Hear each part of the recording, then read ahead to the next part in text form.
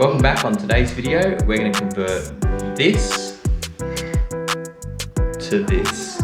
We're going to be building a stand-up desk, showing you how to do it, what it looks like, and then a few tips and tricks in terms of getting your stand-up desk built and functional. Let's get into it. So welcome to the channel. If you're new here, thanks for tuning in. We've got a quick and easy video here of looking at setting up a sit to stand desk frame and then putting a top on it. So this is something I researched for quite some time to find the best value for money sit to stand desk, and you can pay anything upwards of $2,000 to $3,000 for these desks. So I'm pretty cheap in that regard. I'm not going to go and blow that much money on a desk, particularly since the one that I'm on, as you can see in the background, was given to me from the days of the Trading Post, and I got it for about 50 bucks 20 years ago. This one I got for $339. It's fully electric, has an anti-collision system, and it can do a desktop up to 1.8 meters, which is what we're about to do here in this setup process. This is a horizontal beam that essentially the desk top sits on, and the AMEZO sit to stand desk frame can apparently hold a 1.8 meter top on it. Now things get pretty interesting at the end of this video when I do put the top on it, because, well, let's say 1.8 meters, it's a big desk, but as I found out, well, you wait and see and you'll see what happens. But essentially what we're doing here is we're just setting up the width of the desk top. So if you've got a small desk and it's only, say, 1.6 meters, you can reduce the length of it, or if it's as big as 1.8, you can increase the length, and it does obviously go well to the end of that range if you really want to make it. So what we're doing here is we're just re-screwing in those H4 bolts M4 bolts, I think, just to keep it nice and tight. And we're about to put on the actual electric motor legs. Now this is a trap for young players. The instructions said to just drop this on top. Now it doesn't actually work that way. You need to bring the frame over the top of the leg and then screw it in from there. Otherwise it will not work. So obviously editing is an amazing thing. I cut that down, but it did take me a little while to figure it out, to figure out how to get them in. So use that as a hot tip. And then another hot tip to save some time, get a screwdriver that's electric rather than trying to do it with the little hex screwdriver they give you in the pack. So one thing that I like about this sit stand desk is that very easy to assemble, very high quality, which I was very impressed with, but it's got a memory function in it. So if you're someone that shares this desk with someone else in the house, there's up to 4 different settings. So you can set this for both the high and the low point.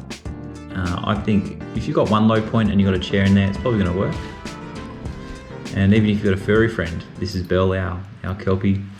If you need a bit of room on your lap, if she was on the desk, you can set that in too. But obviously the height's probably going to be the main thing most people are going to be setting in. And it goes all the way up to 117 centimeters. Now that is well above what I need as someone that's 5'10".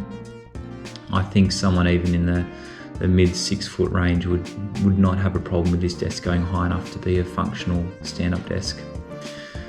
Now, a really nice touch here, these are countersunk in there, so you're not going to scratch your floor with the attachment points for these screws going into the base. And there's also some nice non-marking, non-skid little feet that are on the bottom of these. So I'm a chiropractor. Watch my beautiful lifting technique there, bending from the knees and the hips, keeping the weight close to my body. Perfect. Cool. So here's the rest of the top here. This just gives the bench top that you're going to put on a bit more stability. And as you can see, I fumbled around a bit here, dropping it and missing it, and just hold on to it when you're doing it, because it will fall off. It's not something that's going to stay there on its own. And then just get your screwdriver and rip into it.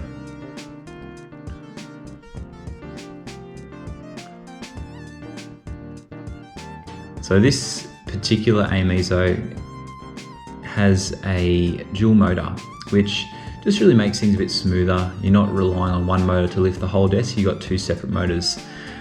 There is an option to get one that carries even more weight if you wanted to. and it has a 3-stage lift. This is just a 2-stage lift, and I think for my purposes it's well and truly enough. I think if you had a stack of monitors and a heap of weight on it, you might need something a bit more heavy duty, but for me, this was fine. So this is where things got interesting. I went to Bunnings and looked at some tops for this, and was looking at some nice hardwood tops, but they came in quite a narrow depth. They were really made for kitchen countertops, and their width, it wasn't really what I wanted. Now, as I said, I'm one to like to save money, and so what I found, instead of paying several $100s for a top, was actually a door. So this is a door. I just painted it in some leftover paint I had, and it's 2.1 meters long and 90 centimeters deep. So you can see the bottom here where I painted it, but it was only 40 bucks. So as a temporary top, which you can remove at any time, as you can see, I'm just putting some screws in the bottom of it. I thought this was quite a good deal, and I'm using it right now. All I needed to do was put like a desk mat on it, just so it didn't stick. And it's brilliant. It's light, it's sturdy, it's brand new, good quality. And I hung all the cables underneath in some cable management. So this is my 2-year-old filming here. Not the best cinematographer, but she's learning. And as you can see, I've even hung the computer under there. So when it goes up and down, the cords aren't getting pulled and tangled.